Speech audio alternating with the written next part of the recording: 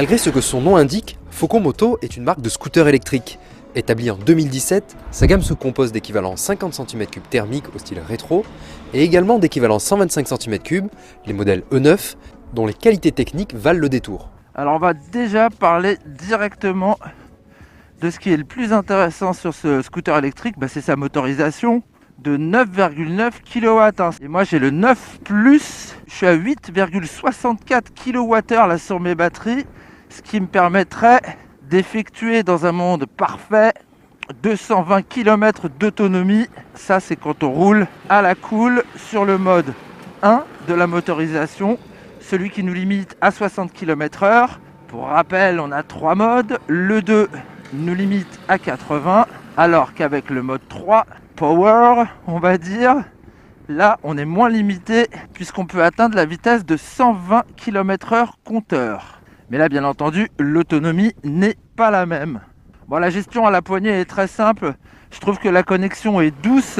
Puis ce silence de fonctionnement, ça c'est bluffant. Ça c'est vraiment bluffant.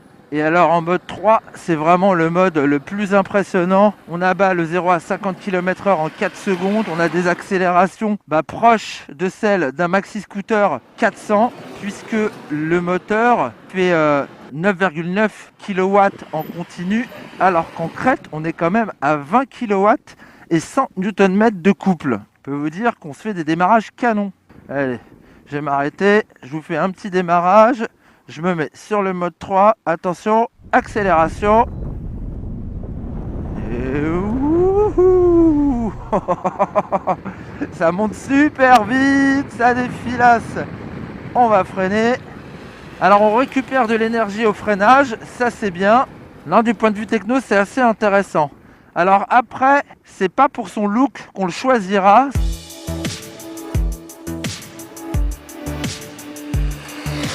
Avec ses coques simples et connues, il est vrai que ce Faucon E9 n'est pas le plus stylé du marché. Mais plutôt que l'extravagance, Andreas Kohler, fondateur de la marque, a préféré l'efficience. Fabrication chinoise selon son cahier des charges, l'ingénieur s'est entouré de partenaires allemands pour mettre au point le moteur brushless et le contrôleur BMS équivalent Bosch. Il est associé à des batteries NMC de 8,64 kWh. Je pense que niveau autonomie, les 220 km annoncés, on les fait vraiment sur le mode 1, limité à 60. Sur le mode 2, on doit être à peu près à 20-30% en moins, alors que sur le mode 1, je pense qu'il faut plutôt tabler sur la moitié. Ouais, le système de freinage, il est vraiment performant, voire un petit peu trop, mais je pense que si le freinage est fort, c'est également pour assurer une récupération d'énergie un petit peu plus importante. Niveau amortissement, c'est un petit peu raide, mais finalement à 2, c'est pas mal du tout.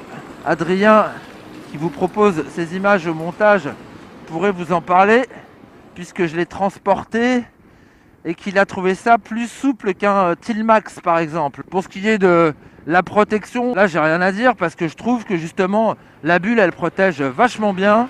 Le capotage est pas hyper large, mais on est quand même bien préservé du flux d'air, et notamment sur les voies rapides à 120 km/h. Le guidon est assez étroit, ce qui permet des évolutions assez faciles en ville. En revanche, je peste un peu contre le rayon de braquage que je trouve perfectible. Les petits trous de 13 pouces, ça lui assure une certaine agilité, c'est pas mal. Oh, il est facile. En fait, c'est comme un scooter 125, mais avec de meilleures perfs. Ouais, et puis il est quand même assez pratique parce qu'on a les deux béquilles, on a la double prise USB là sur le capotage du tablier. On a aussi un coffre dans lequel on peut mettre un petit intégral.